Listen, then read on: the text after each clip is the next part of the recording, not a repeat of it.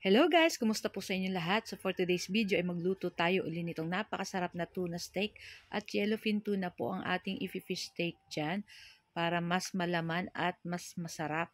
So yan ang ating tuna dyan. Naku guys, talagang walang diet pag ganito po yung ulam natin. Ayan, shout out sa ating mga new followers.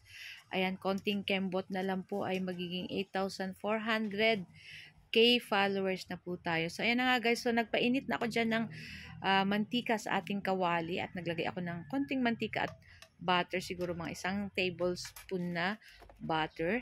At ipa-fry natin dito yung ating isda. Ayan. So, malaki po yung ating tuna dyan. Kaya pig-slice ko lang ng yung isang slice ng tuna. Pig-apat ko po kasi masyadong malaki yung ating tuna. So, ayan na nga at syempre, ano ngayon, mura ngayon ang mga tuna. Ayan, saka tag-tuna ngayon. Kaya talagang, saka napakasarap na isda po yung ganito. Ayan, yung mga tanggigi. Ayan, napakasarap po niyan. Medyo mahal-mahal lang pero talagang worth it naman po. Talagang ang sarap niyan ay napakasarap. So, ayan na nga guys. So, ayan na yung ating isda dyan. Babali-balikta din lang natin yan guys. So, lulutuin lang natin yan sa mahinang apoy. Siyempre, tatakpan lang natin yan guys para mas madaling maluto yung ating isda. So, pag ganyan po, ang tuna naman po is madali lang naman po yung maluto. Ayan. So, pigbalik-baliktad ko lang yan, side to side. Ayan. Tapos, pag aram nyo na pong luto na at nag-brown na rin siya, ayan, pwede na rin natin yan ahunin or hanguin dito sa ating kawali.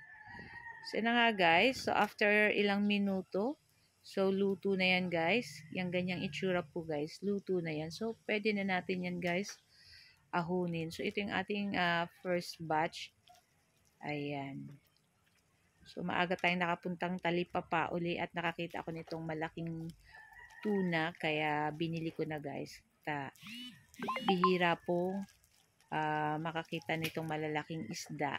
Kaya, binili ko na yung 2 piraso lang na slice. Tapos, pig-apat ko lang. So, ayan yung ating second batch. Ayan. So, binalibaliktad ko na rin yan, guys. Ayan, medyo naputol yung iba. Pero, okay lang yan, guys. Kasi, ang importante, napakasarap nito, guys. Kasi, itong ating yellowfin tuna, malambot lang naman po ang laman nito. Kaya, talagang madali siyang maputol. So, ayan na nga. At, dyan sa pinaglutuan natin nung tuna, dyan na rin tayo magigisa ng ating bawang at sibuyas. So, yung binabada ng ating isda, ayan, ilalagay natin yan guys. So, yung binabada natin, nilagyan ko lang guys ng toyo, liquid seasoning, paminta, bawang, saka kalamansi. Ayan. So, nagdagdag ako dyan ng konting tubig para may konting sabaw or sauce yung ating tuna. So, ayan na nga guys. So, pinakulaan lang natin yan. At pagkatapos, ilagay na natin dyan yung ating tuna.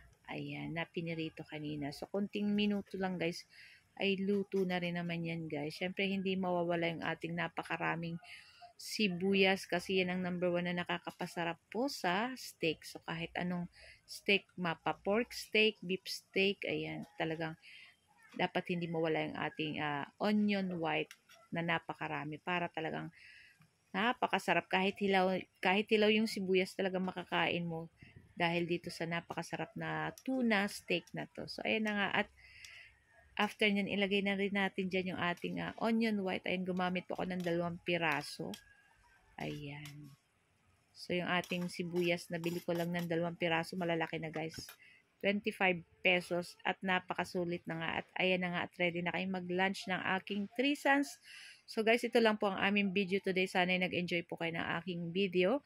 Huwag niyo po sanang kalimutan mag-like, comment, and share. Ayan. Thank you for watching. See you next